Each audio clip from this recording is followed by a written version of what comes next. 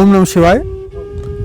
आज हम लोग गीता माता के अध्याय 2 के अंतिम खंड का श्रवण करते हैं। यह समत्व योग के प्राप्ति के बारे में और उसमें कुशलता प्राप्त करने के बारे में वर्णित किया गया है। भगवान कृष्ण बोलते हैं, कर्मजं बुद्धियुक्ता हि फलम त्यक्त्वा मनीषिणः जन्म बंध विनिर्मुक्ता पदम गच्छन्ते नाम्यहम्। भगवान बोलते हैं कि समत्व बुद्धि से युक्त ज्ञानी जन।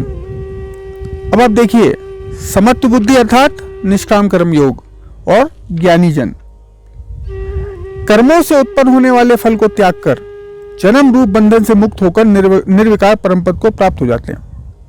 अर्थात ज्ञान से समत्व बुद्धि की उत्पत्ति होती है। जैसे जैसे वो ज्ञान व्यवहार में आता जाता है, बुद्धि में समता आती जाती है, वैसे वैसे कर्मों में कुशलता आती जाती है और इस प्रकार वो मुक्ति को प्राप्त करते हैं। अब ये श्लोक बहुत इंपॉर्टेंट है, बहुत ध्यान से सुनिएगा। यदा ते मोह कलिलम बुद्धिर्व्यतितरिष्यति तदा गंतासि निर्वेदम श्रोतव्यस्य श्रुतस्य च। भगवान बोलते हैं, जिस काल में तेरी बुद्धि मोह के दलदल को पार कर जाएगी, अभी मैं इसका विवेचन करूंगा, बहुत ध्यान से सुनिएगा, उस समय तू सुने हुए और सुनने में आने वाले इस लोक और परलोक संबंधी सभी भोगों से वैराग्य को प्राप्त हो जाएगा। हम लोग पूजा क्यों करते हैं? भोग मिल जाए, पद मिल जाए, सत्ता मिल जाए, कुर्सी मिल जाए, धन मिल जाए, ये मिल जाए। सुने हुए जितने भी सुने हुए भोग हैं सब दिमाग में चलते हैं और मरने के बाद स्वर्ग मिल जाए, परिया मिल जाए, परलोक के जो भी योग हैं। पर भगवान कहते हैं, जब इन सब चीजों से, इन भोगों से तो ऊपर उठ जाएगा, तभी तेरे को कृपा प्राप्त होगी।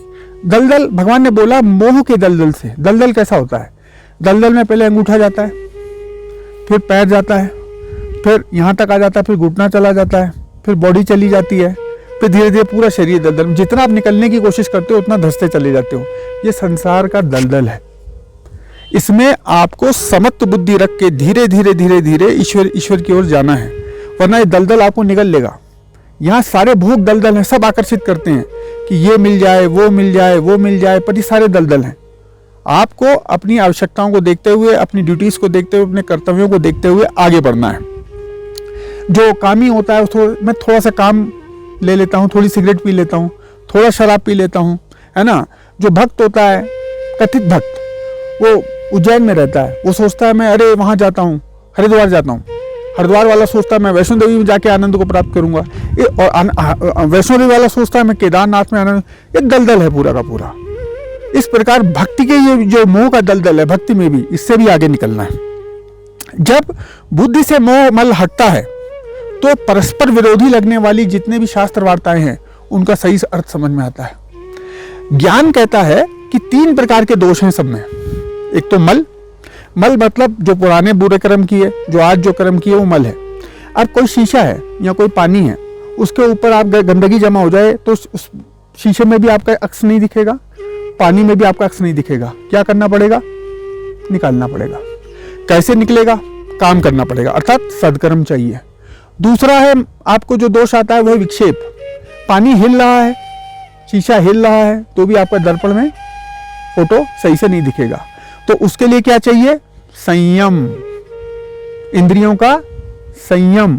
और तीसरा, मान लो एक शीशे के आगे मैं एक पर्दा लगा दूं या लकड़ी का टुकड़ा लगा दूं, तो यहाँ पानी का टब है, उसके ऊपर मैं एक ढक्कन लगा दूं, तो आपका अक्स दिखेगा नहीं।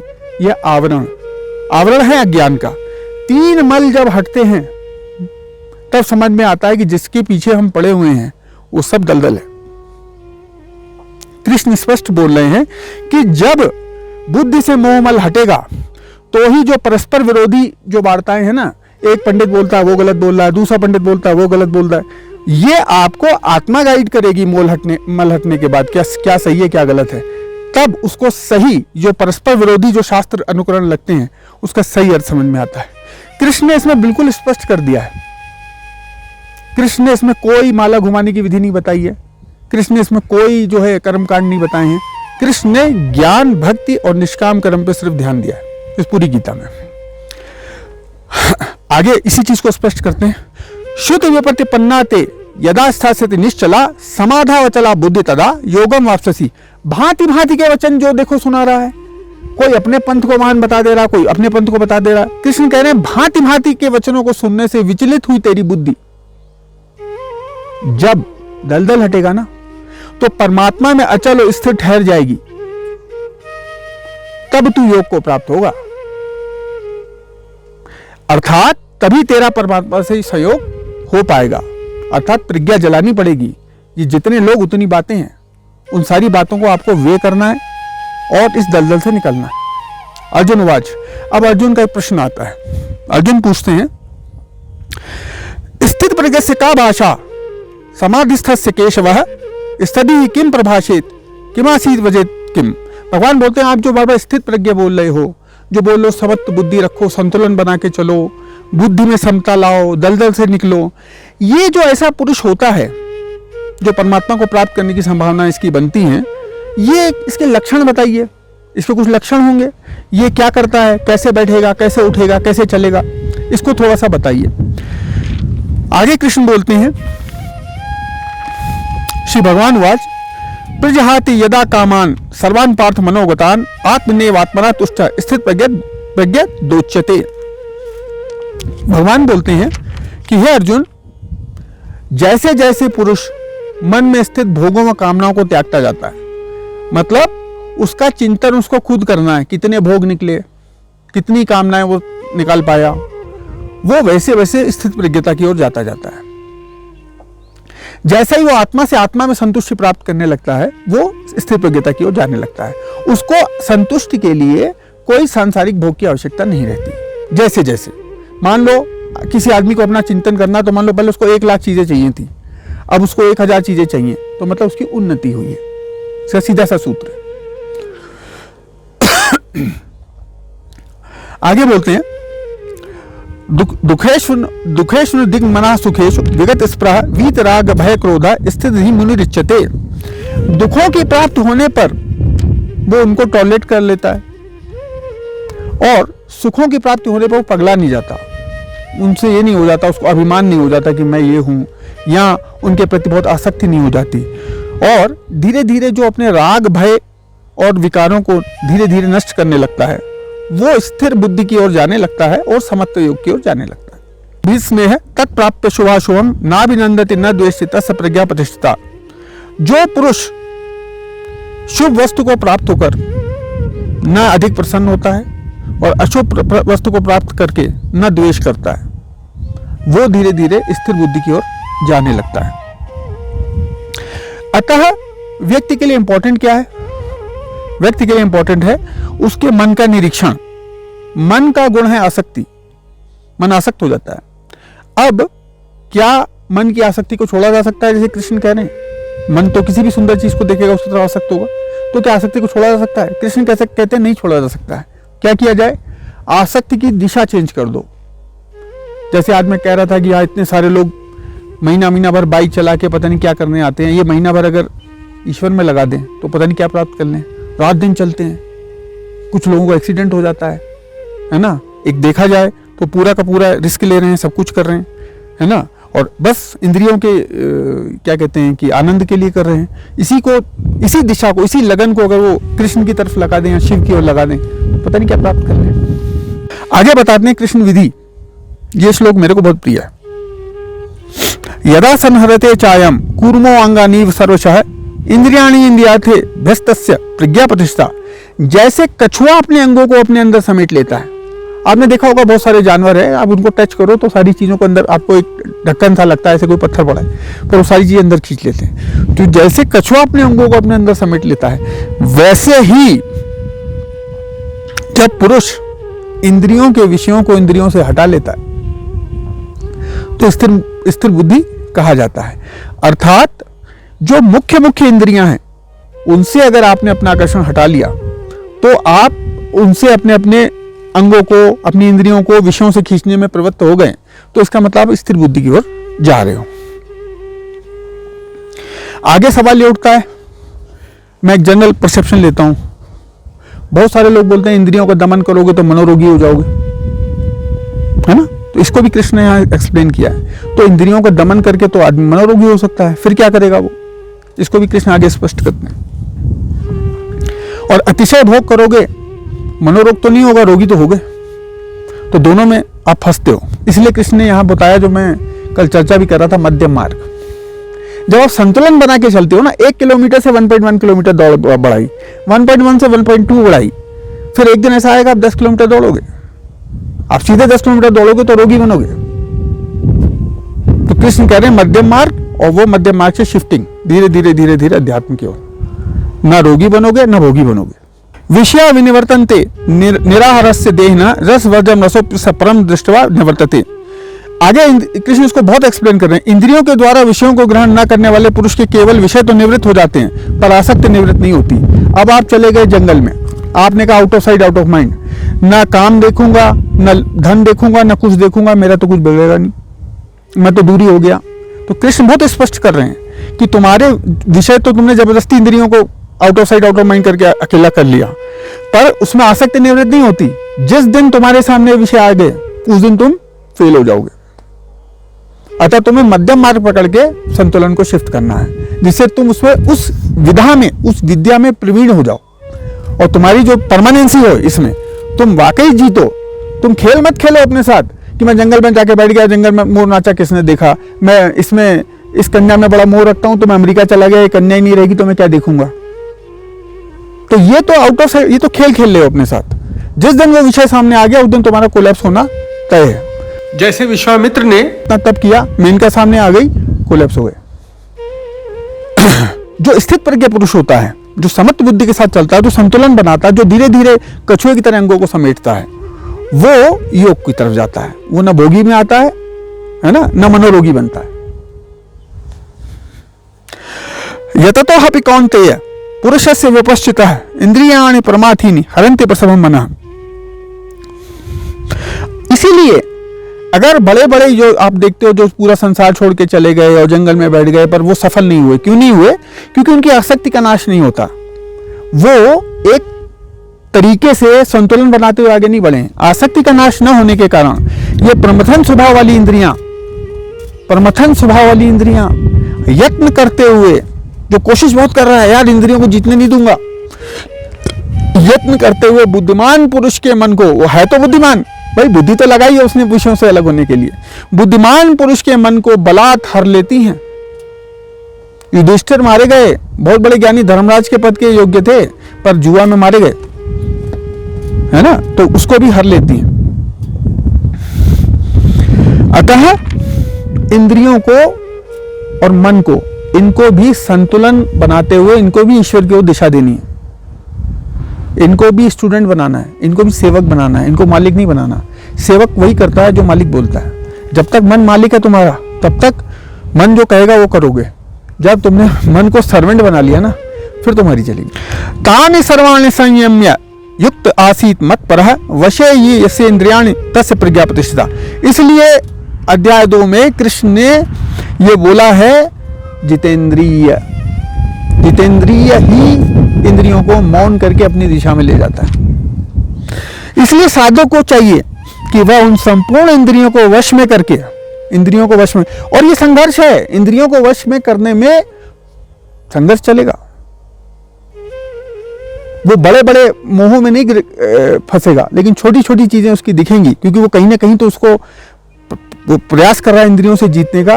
वो कामासक्त नहीं होगा, वो लोभासक्त नहीं होगा। कुछ छोटी छोटी चीजें दिख सकती हैं, जैसे पत्थर, बाबा ने पत्थर मार दिया, है ना, दुर्वासा ने क्रोध कर दिया, इस तरीके की चीजें दिखेंगी, पर आप उसको उसके विकारों से नहीं हरा सकते हो। मोटी मोटी चीजें समाप्त हो जाएंगी। इसलिए साधक को चाहिए कि वह उन संपूर्ण इंद्रियों को वश में करके समाहित चित्त हुआ मेरे परायण होकर ध्यान करे।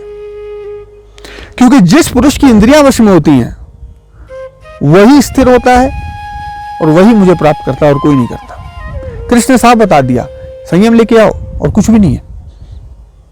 और संयम को उन्होंने आगे इससे पहले वाले श्लोक में, जैसे मैंने बताया, तत्व ज्ञान से जोड़ा कि तत्व ज्ञान से आप क्या करोगे, समत्व योग में आओगे और मुझे प्राप्त कर सकते हो। अब ध्यान के बारे में भी कृष्ण बता रहे हैं। ध्यान जो ज्ञान से आया है, वो ध्यान जो समत्व बुद्धि से आया है। ध्यायतो ईशान पुंसा संगस्ते शुभ जायते संगात संजायते कामः कामात् क्रोध अभिजायते। जो विषयों का चिंतन करता रहता है, ये हटाओ, वो हटाओ, बस सोचता रहता है, मेरे परायण नहीं होता, पर मन उसका लगा रहता है। मान लो आप नॉनवेज नहीं खा रहे हो, पर मन लगा हुआ नॉनवेज खाने में, जीभ लपलपा रही है पर आप नहीं खा रहे हो। विषयों का चिंतन करने वाले पुरुष की उन विषयों में आसक्ति हो जाती है। आसक्ति से उन विषयों की कामना उत्पन्न होती है, और कामना में विघ्न पड़ने से क्रोध उत्पन्न होता है। धीरे धीरे धीरे वो गिरेगा, क्योंकि वो विषय उसमें विद्यमान है। वो संतुलित करके उसको नीचे की ओर नहीं ले गया है, उसने संतुलन नहीं बनाया, तो कभी ना कभी गिरेगा। क्योंकि वो विषय वो जबरदस्ती अपने से सेवन नहीं करेगा, कामना तो है, तो कामना से इस तरह वो क्रोध भी करेगा, क्योंकि उसकी कामना पूरी नहीं हो रही है। अब क्रोध कैसे चीजों में आपको देखिए आगे बढ़ा रहा है। क्रोधात भवति सम्मोह, क्रोधात भवति सम्मोह, क्रोध से मोह उत्पन्न होता है, मूढ़ भाव, मूढ़ता उत्पन्न होती है। सम्मोहात स्मृति विभ्रम, और मूढ़ भाव से आपकी माइंड में, आपकी प्रज्ञा में, आपकी स्मृति में दोष आ जाता है। स्मृति भ्रंशात बुद्धि नाशो, और जब याददाश्त कमजोर हो गई, बुद्धि में मूढ़ भाव आ गया, तो ज्ञान का नाश हो जाता है, और ज्ञान का नाश हो जाने से पुरुष अपनी स्थिति से गिर जाता है। बुद्धि नाशात प्रणश्यति, ज्ञान का नाश हो जाने से पुरुष अपनी स्थिति गिर जाता है। ज्ञान का नाश नहीं होना चाहिए, इन सबके अगेंस्ट आपको ज्ञानी खड़ा करके रखेगा। जैसे मैं व्यवहारिक ज्ञान लेता हूं, बच्चे को समझा दिया कि सड़क क्रॉस करनी है, लेफ्ट राइट देखो कि वो ये आ रहा है वो आ रहा है, तो नहीं जाना, जब वो निकल जाए तब जाओ। ये ज्ञान उसके पास है तो सड़क सुरक्षित पार करेगा। तो व्यवहार में, व्यवहारिक ज्ञान के लिए, व्यवहार में सफल होने के लिए व्यवहारिक ज्ञान चाहिए, और कृपा में सफल होने के लिए परमात्मा ज्ञान चाहिए। क्योंकि ये ज्ञान उसका संतुलन बनाएगा उसके विषयों के अगेंस्ट। वो बार बार फ्यूटिलिटी बताएगा, ये ज्ञान बताएगा कि कहां निरर्थकता है, कहां तुम जीत सकते हो। राग द्वेष वियुक्तस्तु विषय इंद्रियश्चरण आत्मवश्य विधेयात्मा प्रसादम अधिगच्छति, जो अपने अधीन कर लेता है मन को, जो अपने चित्त को अपने अधीन कर लेता है, वो इंद्रियों और विषयों को जीतता हुआ अंततः अंतःकरण की प्रसन्नता को प्राप्त होता है। उसको पता चल जाता है जो चीजें मैंने छोड़ी हैं सब फ्यूटाइल हैं, सब निरर्थक हैं, और जिस तरह की मैं जा रहा हूं सिर्फ वही सार्थक है। प्रसादे सर्व दुखानाम हानिस्योपजायते प्रसन्न चेतसो हाश बुद्धि पर्वत तिष्ठते। मन की प्रसन्नता अर्थात अंतःकरण की प्रसन्नता हो जाने पर इसके सारे दुख धीरे धीरे कम होने लगते हैं। अब नानक खुश क्यों दिखते थे, कबीर खुश क्यों दिखते थे, या चैतन्य महाप्रभु खुश क्यों दिखते थे? उनके पास तो कुछ नहीं था। हमें लगता है कि जिसके पास सब होता है वही खुश होता है, पर वो तो दुखी दिखते हैं। वो लोग खुश क्यों दिखते थे? क्योंकि वो कनेक्ट कर चुके थे। अंतःकरण की प्रसन्नता हो जाने पर इसके संपूर्ण दुखों का अभाव हो जाता है, और उस प्रसन्न चित्त वाले कर्म योगी की बुद्धि सब ओर से हटकर शीघ्र ही परमात्मा में स्थिर हो जाती है। अब भगवान कह रहे हैं कि अगर आपने ऐसा नहीं किया, वो संभावना भी बता रहे हैं, नास्ति नहीं होगा, नास्ति बुद्धियुक्तस्य न चायुक्तस्य भावना न चाभावयतः शांति शांतस्य कुतः सुखम, शांति नहीं मिलती न जीते हुए मन और इंद्रियों वाले पुरुष में। जो जिसने मन को नहीं जीता है, इंद्रियों को नहीं जीता है, ऐसे पुरुष में निश्चयात्मिका बुद्धि नहीं होती। अर्थात वो विकल्प देखता है, अरे यार पूजा छोड़ो, अरे यार साधना कल कर लेंगे, या अभी तो ये काम आ गया वो कर लेंगे, ठीक है। तो वो विकल्प देखता है। जो विकल्प नहीं देखता कि मात्र ईश्वर ही सार्थक है, मात्र इसी ओर जाना है, मात्र तत्व ज्ञान ही हासिल करना है, वो विकल्प खाली एक रखता है, तो उसके हारने की संभावना ही नहीं है। न जीते हुए मन और इंद्रियों वाले पुरुष में निश्चयात्मिका बुद्धि नहीं होती, और उस अयुक्त मनुष्य के अंतःकरण में भावना भी नहीं होती, तथा भावनाहीन मनुष्य को शांति भी नहीं मिल सकती, और शांति रहित मनुष्य को सुख कैसे मिल सकता है। अब इंद्रियों का प्रभाव भगवान बता रहे हैं। इंद्रियाणाम ही चरताम यन मनो अनुविधीयते तदस्य हरति प्रज्ञाम वायु नाव में वाम्बसी। जैसे जल में चलने वाली नाव को वायु हर लेती है, अब नाव का कंट्रोल नहीं रहता, वायु ले जाती है जहां ले जाए। वैसे ही विषयों में जो इंद्रियां विचरती हैं ना, और मन जो है उन विषयों के द्वारा, इंद्रियों के द्वारा मनुष्य के चित्त को ही हर लेता है। अगर संतुलन नहीं बनाया तो चित्त हरा ही जाएगा, आप हारोगे ही हारोगे, और कोई संभावना ही नहीं। एक इसमें एक स्टोरी बताता हूँ, बड़ी सुंदर स्टोरी है। क्या हुआ, एक ज्ञानी अपनी पत्नी के साथ सफर कर रहे थे। तो वो ज्ञानी क्या करते थे, एक नदी आई और नदी में उन्होंने एक नाव ले ली। नाव में और भी बड़ी नाव थी, बहुत सारे लोग बैठे हुए थे, वो सफर कर रहे थे। एकदम से जब नदी के केंद्र में नाव पहुंची तो बहुत जोर का तूफान आ गया। जो नाविक था उसने भी हाथ खड़े कर दिया, भाई अपना अपना देख लो, अब मैं कोशिश तो कर रहा हूं पर संभावना ही नहीं है, अब सब जाने वाले हो। तो बेचारा कोई जो थोड़ा बहुत नाव में पानी ऐसे अंजलि फेंक रहा था, लेकिन उससे कुछ होना तो नहीं, पर भी हर आदमी डरता है। कोई आदमी जो है कुछ करने लगा, अरे आप लोग लेफ्ट आ जाओ, राइट आ जाओ, अपनी अपनी मूड बुद्धि लगाने लगे बचने के लिए। और कोई भगवान का नाम लेने लगे, राम राम राम राम शिव शिव शिव ऐसे करने लगे कि भगवान बचा लो। ये ज्ञानी अपना ऐसा बैठा हुआ था, कुछ सोच रहा था, फिर कुछ सोच रहा था। तो इसकी पत्नी ने कहा, अरे कैसे ज्ञानी हो, कुछ तो करो, लोग इतना काम कर रहे हैं, तुम तो खाली बैठ गए हो, कुछ तो करो। इतने ज्ञानी लोग, इतने लोग इतना काम कर रहे हैं, तुम तो खाली बैठ गए हो। और साथ ही अरे कुछ नहीं कर सकते तो भगवान का नाम ले लो, तुम तो भगवान को इतना मानते हो, तुम तो वो भी नहीं कर रहे सर। ज्ञानी मुस्कुराते हैं और अपने बैग से एक चाकू निकालते हैं। चाकू बड़ा तेज होता है और अपनी स्त्री के गले पे लगा देते हैं और बोलते हैं, बताओ कैसा लग रहा है। तो स्त्री बोलती है कि चाकू तो बहुत तेज है, आपने अभी भी तेज कराया, जरा सा लग जाए तो खून निकल जाएगा। तो ज्ञानी पूछने, डर लग रहा है? बोले नहीं, डर नहीं लग रहा। बोले क्यों नहीं लग रहा? बोले क्योंकि चाकू आपके हाथ में है और आप मुझसे बहुत प्यार करते हो, इसलिए मुझे डर नहीं लग रहा। अब ज्ञानी चाकू रख लेते हैं, बोलते हैं कि तुम लोग ये डर रहे हो ना, ये जो आंधी तूफान की जो तलवार और चाकू है ना, वो मेरे ईश्वर के हाथ में है और वो मुझसे बहुत प्यार करता है, इसलिए मैं चिंता नहीं कर रहा हूँ। तस्मात् दस्य महाबाहो निगृहीतानि सर्वशः इंद्रियाणि इंद्रियार्थे भस्तस्य प्रज्ञा प्रतिष्ठिता। प्रज्ञा प्रतिष्ठिता, प्रज्ञा को प्रतिष्ठित करना पड़ेगा। प्रज्ञा बताएगी क्या बर्बाद है क्या अच्छा है। प्रज्ञा के बिना कुछ नहीं होगा। अंधों की तरह नहीं चलना है, बल्ब जला के चलो, प्रज्ञा को जो है शक्तिशाली करो। भगवान बोलते हैं, इसलिए है अर्जुन, जिस पुरुष की इंद्रियां इंद्रियों के विषयों से समेट ली जाती हैं और फ्यूटिलिटी समझते हुए समेट ली जाती हैं, उसकी बुद्धि ही स्थिर होती है और उसकी प्रज्ञा ही प्रतिष्ठित होती है। अब देखिए, बड़ा ही अच्छा श्लोक है ये, इसकी मीनिंग हम समझेंगे। या निशा सर्वभूतानां तस्याम जागृति संयमी यस्याम जागृति भूतानि सा निशा पश्यतो मुने। सारे प्राणियों के लिए जो रात्रि है, उस नित्य ज्ञान स्वरूप परमानंद की प्राप्ति में स्थित प्रज्ञ योगी जागता है। और जिस नाशवान सांसारिक सुख की प्राप्ति में सब प्राणी जागते हैं, परमात्मा के तत्व को जानने के लिए, जानने वाले के लिए, मुनि के लिए वह रात्रि के समान है। इसको समझिए, भगवान कह रहे हैं कि जो सब चीजों को रात समझते हैं, जहां जिनको अंधेरा दिखता है, जहां उनको लगता है तो बेकार है, जो तत्व ज्ञानी है वो उस समय उस दिशा में जागता है, अर्थात ईश्वर की प्राप्ति के लिए वो जागता है। और जिस नाशवान सांसारिक सुख की प्राप्ति में सब प्राणी जागते हैं, जिसके लिए वो बहुत उद्यम करते हैं, अरे जैसे एग्जांपल दिया, ले घूम आए, वो बाइक लेके चले जाएं और इतनी एनर्जी वेस्ट की, इतना समय वेस्ट किया, किस चीज के लिए किया? वो बुद्धि नहीं है ना, इसके लिए जाग रहे हैं, इसके लिए अलर्ट हैं कि ये करना है, नशा करना है इसके लिए अलर्ट है, मांस खाना है इसके लिए अलर्ट है, दुराचार करना है इसके लिए अलर्ट है। उसमें मुनि वो उस चीज के लिए वो मुनि सो जाता है। बड़ा मीनिंगफुल श्लोक है ये। परमात्मा को जानने वाले के लिए ये सब रात्रि है, सारे भोग रात्रि हैं, और उनके लिए वो है, वो ईश्वर की साधना भी इन चीजों के लिए करते हैं जो उनको प्राप्त होनी नहीं है। आपूर्ण्यम आलम अचल प्रतिष्ठम समुद्रमापः प्रविशन्ति यद्वत् तदत् कामायम प्रशन्ति सर्वे स शांति माप्तो न काम कामी। जैसे नाना नदियों के जल सब ओर से परिपूर्ण समुद्र में उसको विचलित न करते हुए समा जाते हैं, वैसे ही सारे भोग जिस स्थित पुरुष के परुष में किसी प्रकार का विकार उत्पन्न न करें। सामने खड़ी हो कन्या, विकार उत्पन्न न हो, सामने पड़ा हो 2 करोड़ रुपया, 2 रुपए उठाए कि मुझे 2 रुपए की जरूरत है भाई, इसमें मेरा हो जाएगा, ठीक है, उसमें कोई विकार उत्पन्न नहीं हो रहा। सारे साधन, सारी नदियां आ रही हैं पर उसमें विकार उत्पन्न नहीं हो रहा। वही पुरुष परम शांति को प्राप्त होता है। वही पुरुष, उसी की साधना सफल होती है। भोगी को शांति नहीं मिल सकती। कृष्ण कह रहे हैं, समुद्र को देखो, कभी समुद्र का स्वभाव देखो, चाहे बारिश बहुत हो रही हो, नदियां भर भर के आ रही हो, और चाहे सूखा पड़ गया हो, नदियों में बहुत कम पानी आ रहा हो, समुद्र में जल का तल वही रहता है।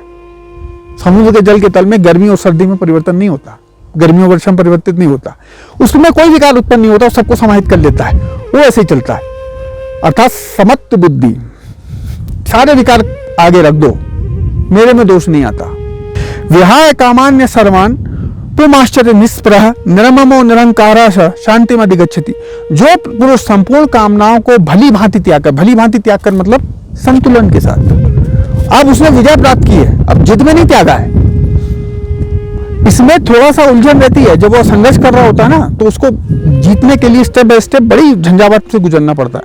मूल दिक्कतें नहीं दिखती हैं, छोटी छोटी दिक्कतें दिखती हैं। जो पुरुष संपूर्ण कामनाओं को त्याग कर ममता रहित, सबसे ज्यादा प्रॉब्लम बड़े बड़े योगियों में देखी गई है कि अहंकार त्याग दिया, काम त्याग दिया, लोभ त्याग दिया, ममता बड़ी मुश्किल से त्यागी जाती है। किसी न किसी चीज से ममता रह जाती है।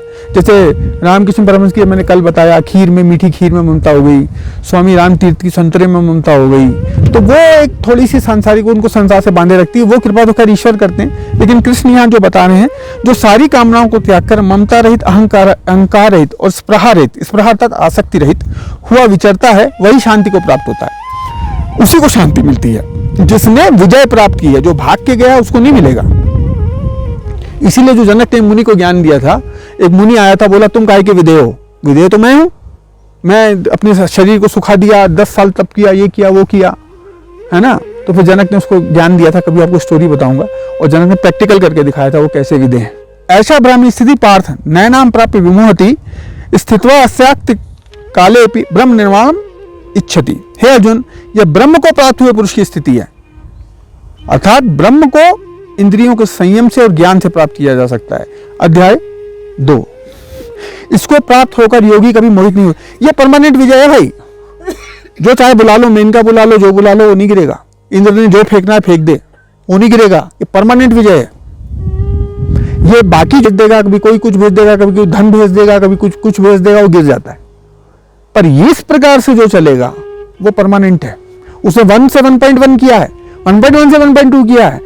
अब वो 10 किलोमीटर से नहीं डरता, वो दौड़ चुका है, वो विजय प्राप्त कर चुका है। उससे कभी भी दौड़ा लो, 10 किलोमीटर दौड़ लेगा। यह ब्रह्म को प्राप्त हुए पुरुष की स्थिति है, इसको प्राप्त होकर योगी कभी मोहित नहीं होता। ऐसा ब्राह्मी स्थिति पार्थ नैनाम प्राप्य विमोहति स्थित्वा अस्यामंत काले ब्रह्म निर्वाण मिच्छति। हे अर्जुन, यह ब्रह्म को प्राप्त हुए पुरुष की स्थिति है, इसको प्राप्त होकर योगी कभी मोहित नहीं होता। जो उसका अचीवमेंट है, उसका अचीवमेंट है, वो उसे कोई छीन नहीं सकता। इसलिए मैं कहता हूं ना, ईश्वर को अच्युत क्यों बोलते हैं? ये ईश्वर की कृपा है। ईश्वर की जो कृपा है वो उससे च्युत नहीं होता वो कभी। हम लोग, मैं परसों नरसों किसी सत्संग में या आप लोगों से शायद बोल रहा था कि बहुत सारे लोग बोलते हैं कि कोई पद मिल गया, अरे बड़ी कृपा है, धन मिल गया, अरे बड़ी कृपा है। पर धन तो कभी भी जा सकता है, पद तो कभी भी जा सकता है, वो कृपा नहीं है। वो सांसारिक रात्रि में जो जाग रहे हैं वो उनको कृपा दिखती है। पर कृपा वास्तविकता क्या है? अच्युत है ईश्वर। कृपा वो है जो जिससे कभी आप च्युत ना हो, मिल गई तो जाने वाली नहीं है। उसी को कृष्ण कह रहे हैं, यह ब्रह्म को प्राप्त हुए पुरुष की स्थिति है, इसको प्राप्त होकर योगी कभी मोहित नहीं होता, और अंत काल में भी इस ब्राह्मी स्थिति में स्थित होकर ब्रह्मानंद को प्राप्त हो जाता है। कृष्ण ने प्रमाण पत्र दे दिया है कि अगर ऐसा किया, अंत काल में इसी ब्राह्मी स्थिति में प्राप्त होकर ब्रह्मानंद अर्थात मुझे प्राप्त होता है। ये सर्टिफिकेशन है कृष्ण का। कोई कर्मकांड नहीं, कोई माला नहीं, तत्वज्ञान, समत्व बुद्धि और संयम। ओम नमः शिवाय। ओम तत्सदिति श्री भगवद गीता उपनिषत्सु ब्रह्म विद्यायाम योग शास्त्र श्री कृष्ण अर्जुन संवादे सांख्य योगो नाम द्वितीय अध्याय। सांख्य योग अर्थात ज्ञान का योग। ओम नमः शिवाय। ओम नमः शिवाय। जय श्री कृष्ण।